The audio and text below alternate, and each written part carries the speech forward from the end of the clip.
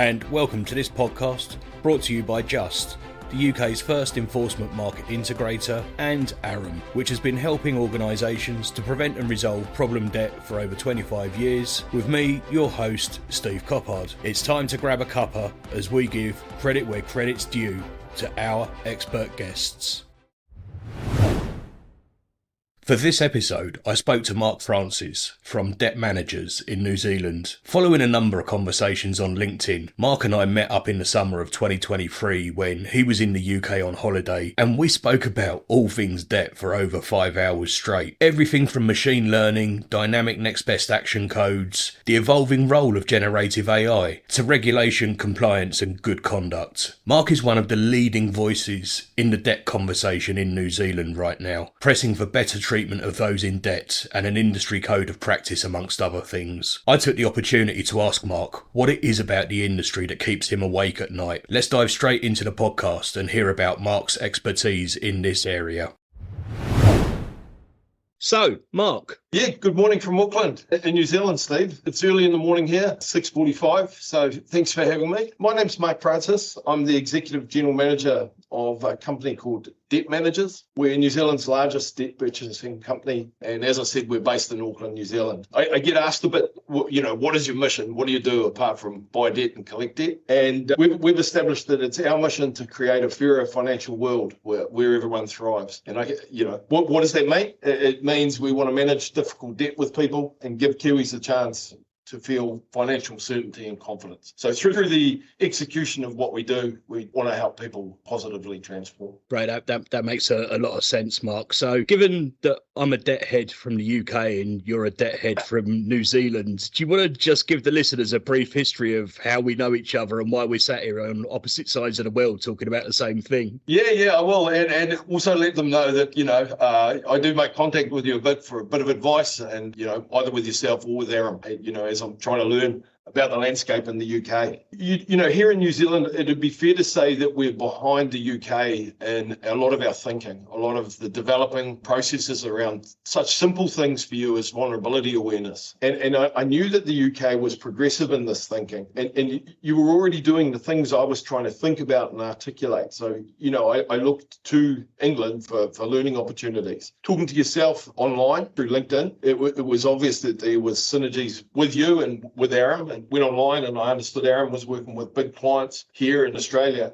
Looked at one of the cornerstones for Aram was customer treatment, spoke to you, linked up, and it's been great. I mean, debt recovery is an important part of the financial world, and you and I are very happy to be part of its maturity process, I guess you'd say, as we mature. Yeah, completely agree. And it's been fascinating for me as well, talking to you and finding out some of the stuff that you do well at the same time where we can also learn. So you mentioned some of the issues that New Zealand's facing. Talk to me a little bit about debt management over there. What are the issues? What keeps you awake at night? Yeah, good question.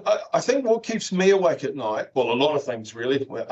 But if I was going to say there's 3 or 4 main things that I spend a lot of time thinking about and talking to people about. One, and if you follow the media here in New Zealand, you'll see we don't have a specific code of practice for our industry in New Zealand. And I've been banging on that I think we're remiss in that. 2, and this is a bit more sort of vague, and it's more than just semantics. It's about the language that we here in New Zealand use relating to debt and people that owe money. It's literally stuck in the last century. And you could say, well, why is language important? And language is vitally important. I mean, I actually Googled something the other day about language, and it said, and I've written the quote down actually, it says that language alters what we remember, how we perceive ourselves and others, how we feel, how others feel, and it impacts the decisions we make. So, if we're here using language that's driving behavior, that's old-fashioned. We need to change it. Another thing that sort of is a stumbling block for me, or something that I can't quite get right, is I want to get a better understanding of why our customers won't engage with more financial mentors. I'm not sure of your word, but a financial mentor is generally government funded and helps people get back on their feet. And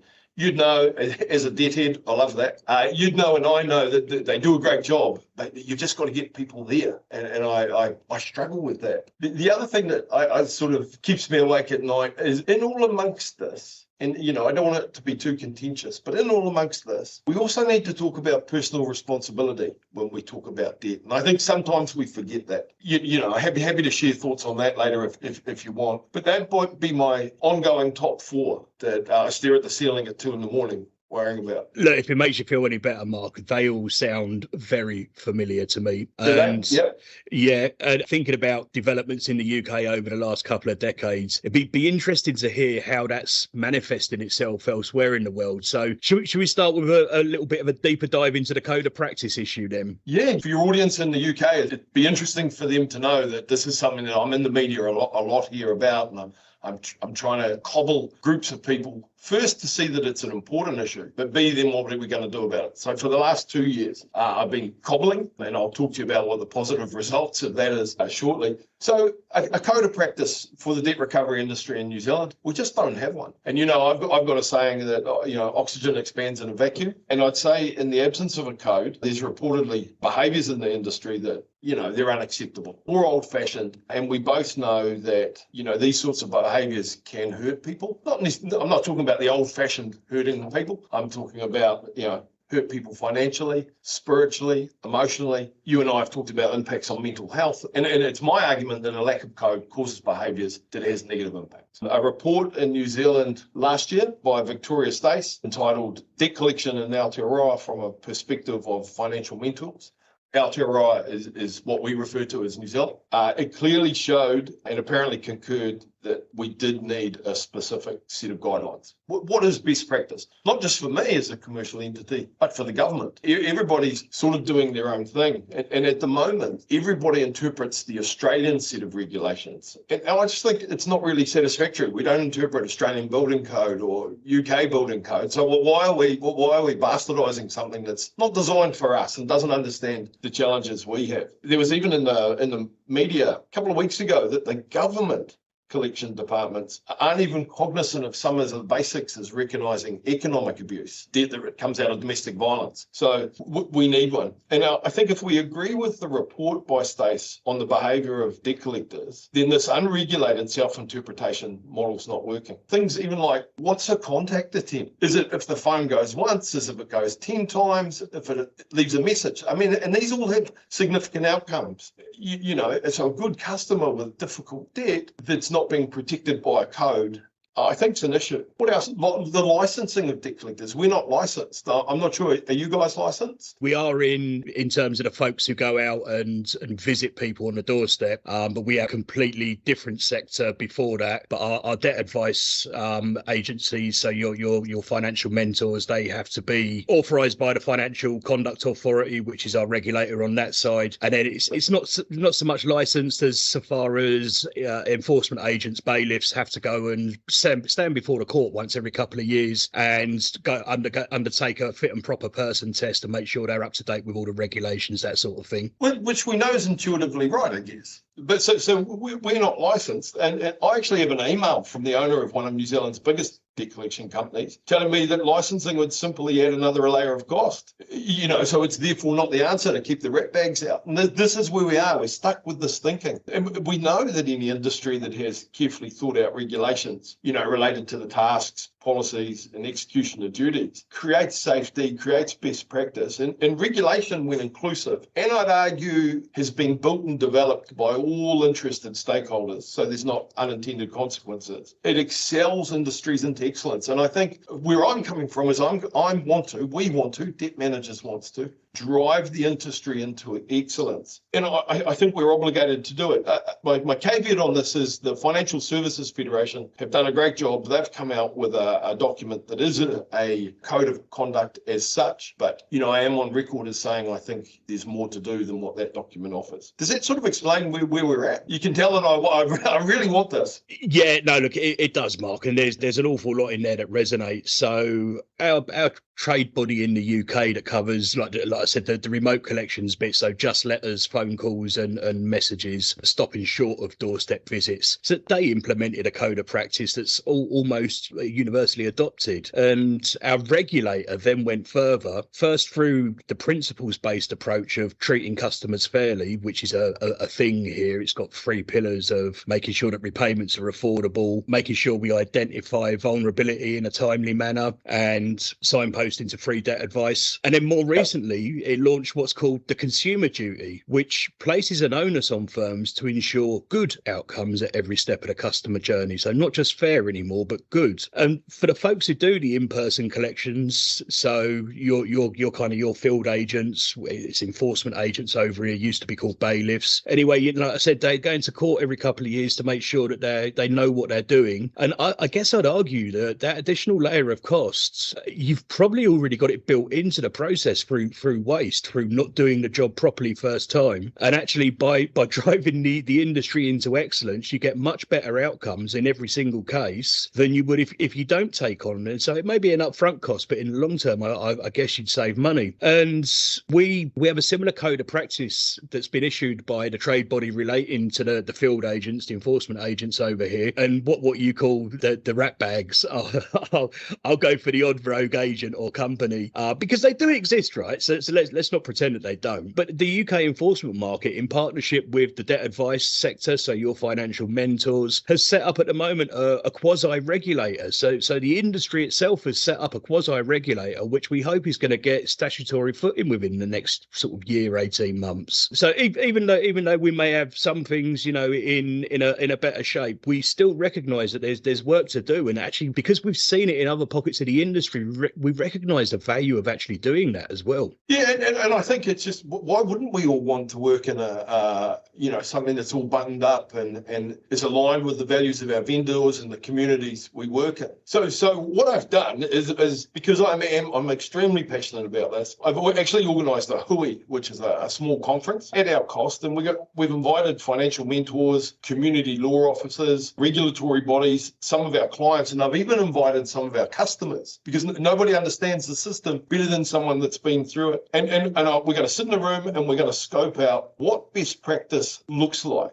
Because, it's as simple as saying, what is contact frequency? What should it be? Should we be able to call from a block number? Perhaps no. And so we'll land on best practice. And I guess I have frustration because I sort of think the government should be driving this, or at least the NGO responsible for the overseeing of financial mentors. But, in my words, they're asleep at the wheel. But then I think once we land on what you refer to as good, what is fair, and what we think will cause a less stress for our customers, we're going to implement it. The truth is we implement most of it anyway. But if it's fine-tuned with people that do have an opinion and a valued opinion, we'll be able to say that we're delivering the best outcomes to all stakeholders, which, is my job. At the very least, is my job. But it's also my duty, I guess, as a person in the community. Yeah, and I think that co-creation point is such an important point that often gets missed. Bringing in people who interact with that process at every step of the process. That has to include the people whom are subject to the process, the customers. Because you can sit in, I don't want to say ivory towers, but you can sit in an office somewhere and design a process that you think looks absolutely brilliant, but actually from a customer's perspective, it's just fraught with sludge and difficulty. Yeah. And we've probably all done it. You and I have been around long enough. We've probably all done it and thought, this is best practice. Once upon a time, we wouldn't have had the thinking to go and ask the end user, the customer, hey, how did that feel? And that's something we're really good at doing now, good at attempting to do, and we're learning. And when we ask our customers after, what was the process like? And you fine-tune to make it easier. And commercially, shouldn't it be an easy transaction? Well, it results in fewer people dropping out of maybe a digital process and into your contact centres, which costs you more. Yeah, exactly. So that's my code discussions are sort of where I'm at, and I'll keep you posted because and I thank you and Aaron for helping me craft some of my thinking on that. Great stuff. We're really just interested in seeing the best outcome balance between customer and client. Look, I think next on your list was language. This is a real personal bugbear for me. So instead of getting on my soapbox, I'm going to remember that this is a platform for you to tell me what's going on, and I'll chip in afterwards. But what's what's your take on it then, the language issue? Look, like I said in the intro, we as an industry, I think, are still stuck last century, literally in the 90s. And, if we believe the statement I made earlier that language has a direct influence on what you think and how you behave, then it's important. So for us, creditors defining customers who can't pay as delinquent or bad, there's power in that and danger in that bad language. They're still a good customer. They're not delinquent. They're not bad. They're just a good customer that can't pay. Good customers with difficult debt should still be viewed as good customers, would be my argument. Look, people develop debt because of life. Marital breakdown, illness, redundancy, job loss. You know this. Most of the people we've dealt with in our lives are just good people that have had bad debts. So we should still use language that identifies that.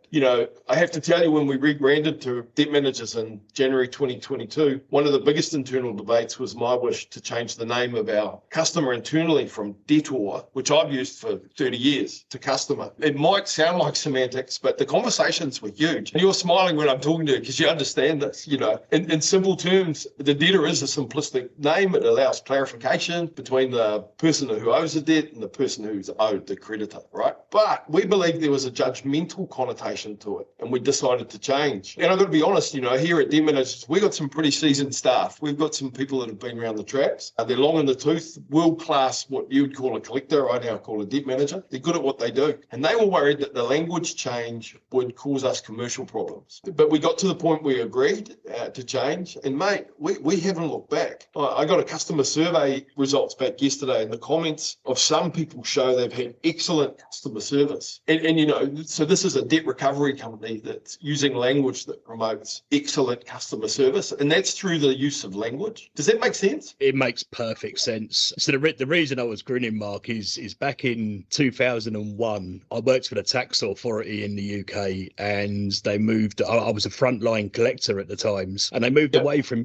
using the language of debtor and started using customer. And at the time, we all sat there on the front line going, well, we're the tax authority. They haven't really got a choice, have they, about who they're going to go and pay their tax to? It's got to be us. So, well, I know if we call them customers, but it opens up a completely new world of thought. So it opens up customer journeys, customer journey information, customer satisfaction, voice of the customer. And you start thinking about your entire population as more of a partner, because they have to be a partner, right? You've got a transaction. In every debt, you've got a transaction that needs to be closed. The only person who can close it is the customer. So why would you scare them away? And we know through behavioural insights that it does scare people away. And I guess it goes straight to the core of one of my sayings, which I'm kind of known for the sound bites, but actually there's a whole branch of thinking underneath each one. So one of my sayings is that debt isn't about numbers; it's about people, behaviours, and circumstances. And I kind of take issue with the old Ben Franklin quote that nothing is certain except death and taxes. I think it is. It's death and transactions. We're transactional beings.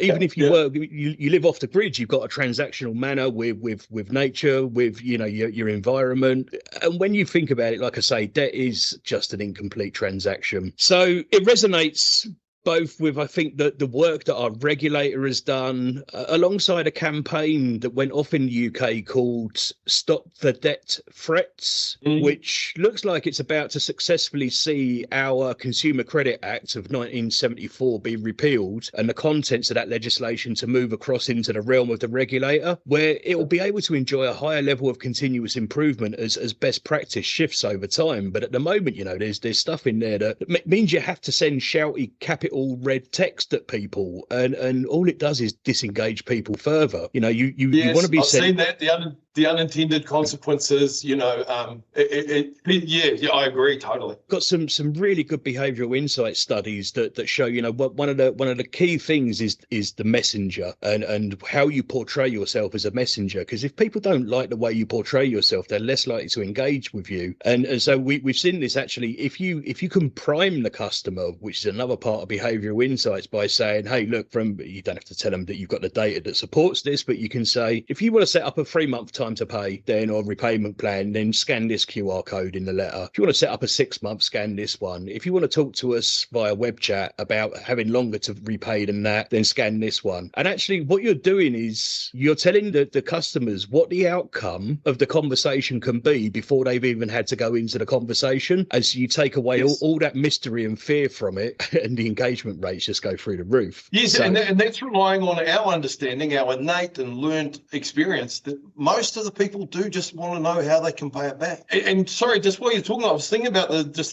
discussion on the customer. By us referring to it, it's actually worked back into the vendor. So the vendors no longer, or they're starting to no longer look at their bad debtors as bad customers. And we've just become an extension of good customer service. So on that medieval language piece, yeah, it's great that we're moving past it. And I'm glad you sort of concur with that, because it is a bugbear. Yeah, without a doubt. And you know, we've also got, you mentioned the mental health aspect. We've got really clear evidence for the links between mental health and finance in the UK. So our Royal College of Psychiatrists found that 50% of people with debts also have a mental health condition, and 25% of people with a mental health condition, so as a separate group, are also in debt, which points to both debt-related mental health and mental health-related debt, to the point where we now have even a debt and mental health evidence form in the UK that your doctor can sign for you, so that you're recognised by all creditors and debt advisors, financial mentors, as needing a different treatment path or a little bit of additional support. Really? And then what do? Do you present that at the time of lending, or is it registered on your credit report, or is it just something you use when you're liaising with people like myself? Yes, it's more for when people are liaising with somebody like you. The key fact of the matter is, Mark, that people don't think so much about the mental health aspect when they're borrowing, and nor do creditors. It becomes an issue more when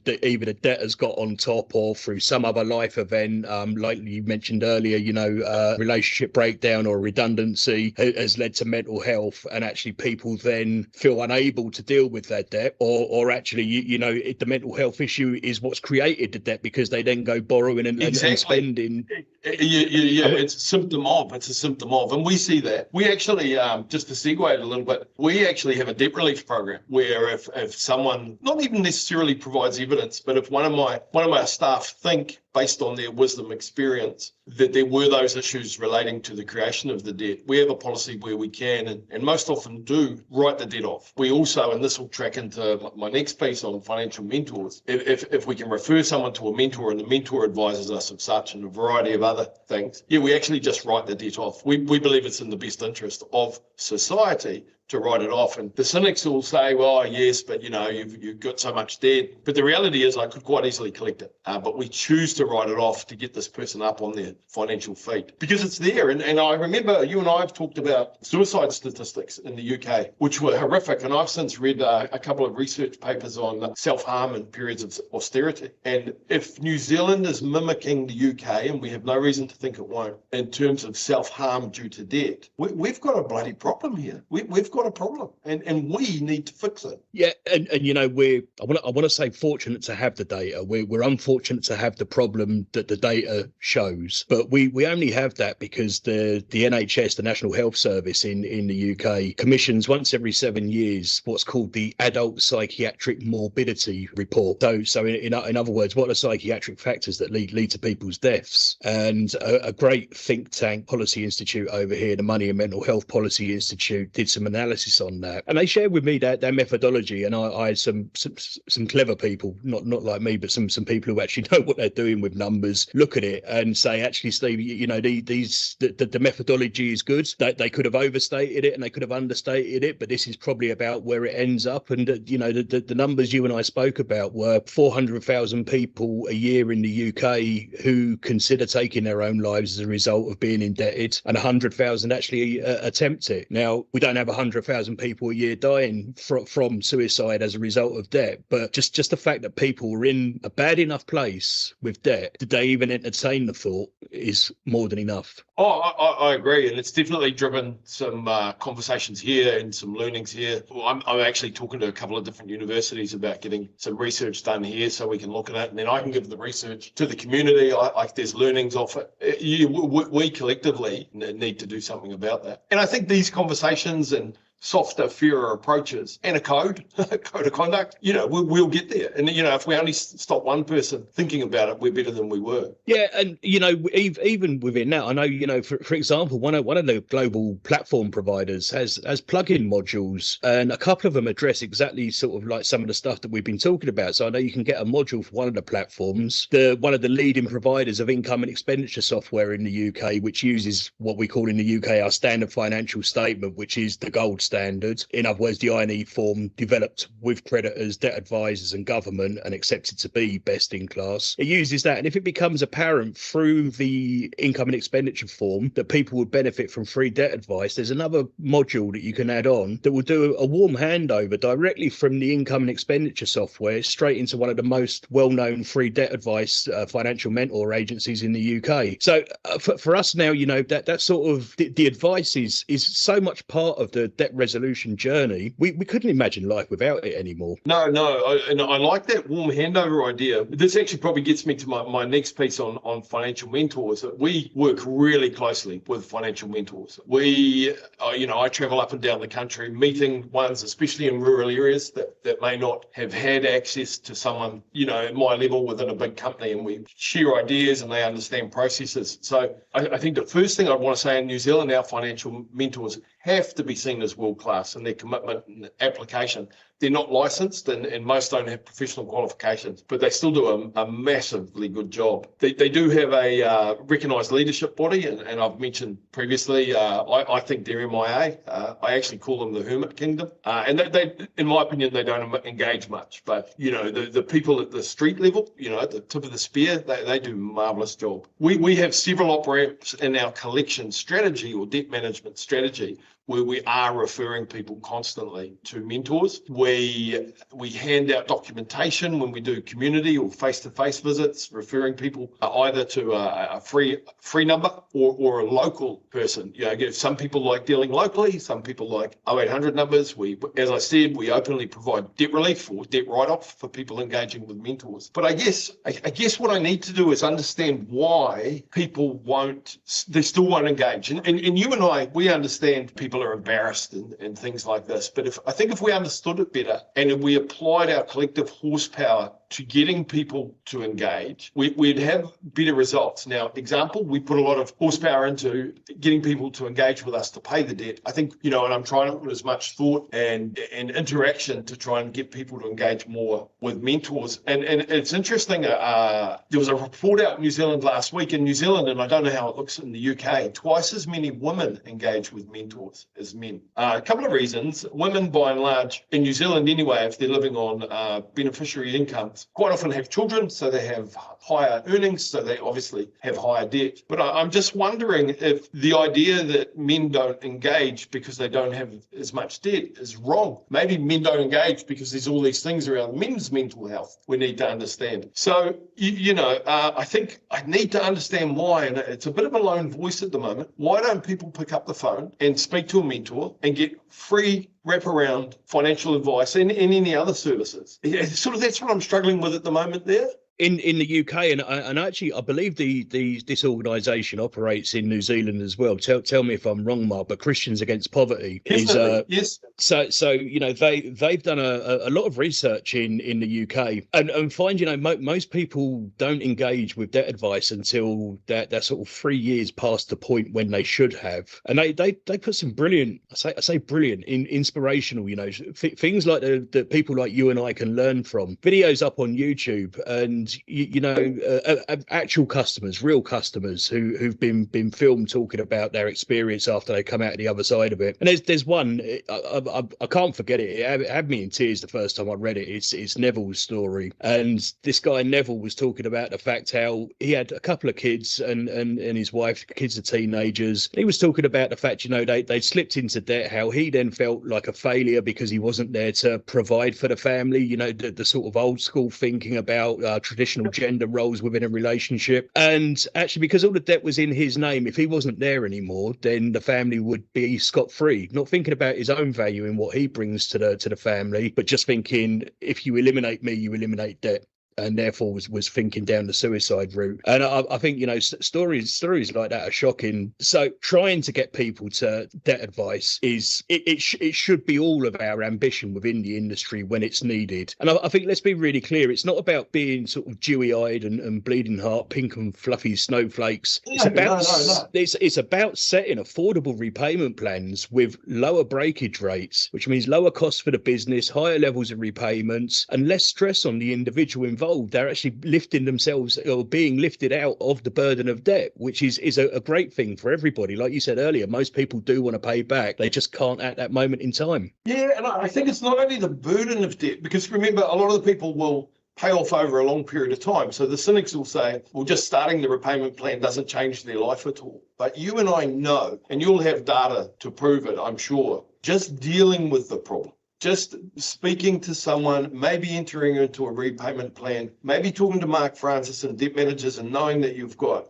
a little bit of a payment holiday, that's enough to relieve that weight. So it's not even necessarily about getting it paid. It's about owning your life mastery, having your finances under control, knowing that, the phone's going to stop going because you've now got an independent arbiter of truth, your financial mentor there acting on your behalf. That in itself is enough to remove a lot of the mental health issues, the misuse of drugs issues, blah, blah, blah, that all develop as a result of this difficult debt piece. So, again, I'm determined to throw the full weight of the business into getting more people, or encouraging more people, because they're all autonomous, but getting that argument out, you're better off if you do this. And anyone that thinks it can't be done, I don't know about you, but many years ago, there was campaigns here in New Zealand on men's health, because chaps my age and possibly your age, we don't like going to the doctors. And, there was campaigns saying you've got to go to the doctor. If you're a middle-aged man, you've got to go to the doctor. And men started talking. And once we start talking, that's when the good things happen. And keep going down that way, keep building trust with the mentors that see me as an extension of them. They're an extension of us. The main stakeholder, the customer, they're removed from that burden of difficult debt. So yeah, that's another thing that gets me going. When you were over in the UK, Mark, you and I spoke about this briefly, and I think it bears repeating. So what you just said there, around you shining a light on getting men to go to the doctor, and there's a campaign around it, and it results in more men going to the doctor. And then if you think about, I was in the pub a few months ago and talking to a mate of mine who's a millennial. Good Lord, he's in his late 30s. He's in his late 30s now. The millennials grew up, and I'm not quite sure when that happened. He's a plasterer and works on a building site, and I said to him, how you doing, mate? You all right? And he said, yeah, not too bad. He said, but my mental health ain't been great lately. Could you imagine 30 years ago you and I stood in the pub having that conversation? It just wouldn't have happened. And to our own detriment too, and I carry the bruises and scars of being of that generation, and I guess you do as well. And I actually make sure. And all the people in this company, at least, they've always got, if they've got me, they've got someone they can talk to, because it's tough. Life can get tough. Yeah, it absolutely does. And but I think for me, we've had a long-term campaign on that very issue, on mental health. And now people, like my mate, will stand up and talk about it. And that for me says, well, in which case we needed that campaign on debt. And people will start talking about debt more openly if we make it something that they're allowed to talk about. And I think that's exactly what you're doing in New Zealand at the moment, Mark. You're making it okay for people to start talking about debt. Yeah, normalise it. Debt exists. Difficult debt exists. Life happens. Let's just get on with it. Work out a repayment plan. Tell me if you can't, and get on with the good things. And there's lots of good things. So your final point that you wanted to get onto, Mark, if we've covered enough, the rest of it was around the paying back. Yeah, and I guess at the end of all this, I've my job, I buy debt and I collect debt, and I ask people that are in debt to pay. Debt's debt in my books, and goods were supplied or money borrowed. This is the old-fashioned me coming out a little bit. Promises are made, contracts signed. There's a moral obligation to do what you can, provided the lending's been legal and fair and all of that. But the assumption is it's all good, and legislatively here we're assured of that. And I think we all intuitively know what I'm talking about here. And I just I sort of see a problem today a little bit, and I do want to keep this non-contentious, but we do need to talk about personal responsibility. And I guess we do need to keep in our conversations that paying back debt's the right thing to do. And you and I know most people want to, but, you know, efforts to help people find easier way to pay it, like we do, like Aram encourages their clients to develop systems that do. As professionals, we still need to keep this piece in the conversation. And at the same time, you know, remind everyone that debt's a society problem. Yeah, it very much so is. I was drafting something earlier tonight, Mark, and I was looking at the way you know the state of the UK economy at the moment, and kind of where you put your starting marker for this issue is a fairly arbitrary matter. But if you look back to sort of 2008 and the global financial crash, and then in the UK the sort of incremental policy measures that followed as a result of that, 10 years of government austerity, cap it off with the pandemic, and then put a cost of living crisis on top of it. People have been stretched for a long time, and we need to adapt to that and be able to deal with it. And that doesn't mean not paying back. That means taking proportionate action on everyone. And I get called out sometimes in the UK because people think that I want to give everybody an easy ride, and yet the truth is same logic. You know, the thing is that the same logic as identifying the people who are vulnerable as a segment and putting them on a differentiated treatment path, that also applies to the people who need to pay back and putting them on a differentiated treatment path and making sure that we use the data where we can, and the data is good, and set boundaries, you know, clearly explain to people what's acceptable and not. And quite frankly, not for me, not collecting from people who can afford to pay actually disadvantages that person in the long run, because the longer they hold their debt, the more at risk they are of falling into problem debt if life throws them another curveball. So exactly. Yeah, so I always try and have conversations where I still remind that that's the point that we're coming from. And you just reminded me of something when you mentioned that, you know, people think that you're looking, you know, you might be advocating a free ride. I actually got called a maverick a couple of weeks ago by a very senior manager of a large Australian collection agency. And I thought to myself, he's talking about Top Gun. And then I realised, no, he wasn't talking about Top Gun. He sort of meant, you know, a guy that's on the periphery. And I thought to myself afterwards, if maverick means you're trying to leave little collateral damage in the execution of what's a legitimate and difficult job, like running a debt management company nicely, if that's a maverick, I'll take it. So yeah, I've given my name. I've given myself that nickname in my thinking on all of this, Maverick. I take that as a compliment. It wasn't given as one. Mark Maverick Francis, thank you very much. Yeah, why not, eh? We'll take it. Thank you for listening to the podcast. I hope you found it as insightful as I did. If you want to hear more great content from Aram and Just, then please subscribe on whichever platform you use to get your podcasts, or follow us on LinkedIn so that we can let you know when the next one is out. Until then, if you'd like to discuss any of the issues that were raised in this podcast, then please get in touch with me either on LinkedIn or drop me an email to stephen.coppard@aram.co.uk. Once again, my thanks to Mark Francis and DebtManagers for investing the time to talk to us, and it's goodbye for now.